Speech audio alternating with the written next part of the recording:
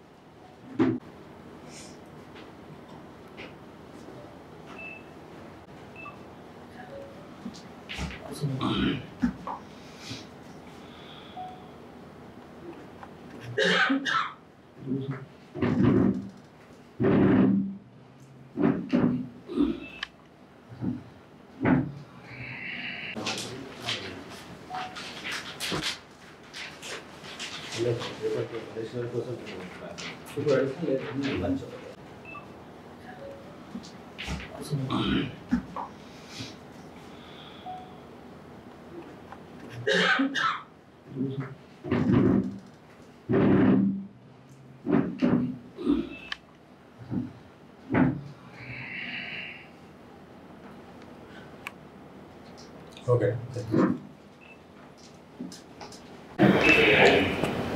ఇటీవల మన జగిత్యాల జిల్లా పరిధిలో మన కోరుట్ల ప్రాంతంలో, జగిత్యాల ప్రాంతంలో మరియు ధర్మపురి ప్రాంతంలో పలు దేవాలయాల్లో చోరీలు జరిగినాయి.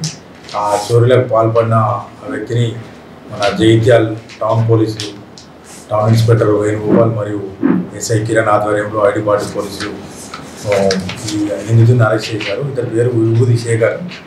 ఇతడు అలవాటు పడ్డ దొంగ నేరస్తుడు. గతంలో దాదాపు 25 కేసులలో ఇతడు నిందితుడు. 17 కేసులలో కూడా ఇతనికి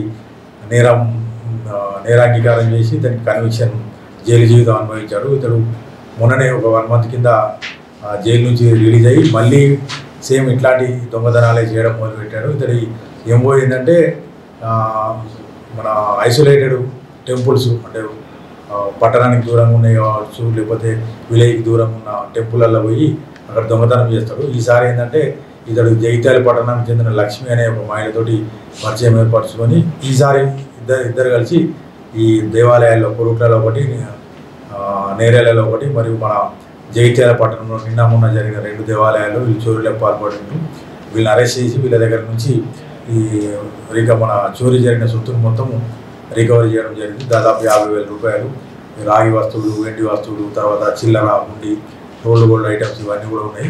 తర్వాత దీంతో పాటు ఏంటంటే మొన్న జరిగిన ఎస్ఆర్ఓ ఆఫీస్లో మరియు లేడీస్ హాస్టల్లో జరిగిన ఇంకొక 2 దొంగతనాల దాంట్లో కూడా ఒక బాల నేరస్తుని అరెస్ట్ చేసినాము. అతని దగ్గరికి వెళ్ళి కూడా సెల్ ఫోన్ రికవరీ చేసినాం. గతంలో ఒక ల్యాప్టాప్ మరియు మొబైల్ షాప్లో కూడా అతడు దొంగతనం చేసినాడు.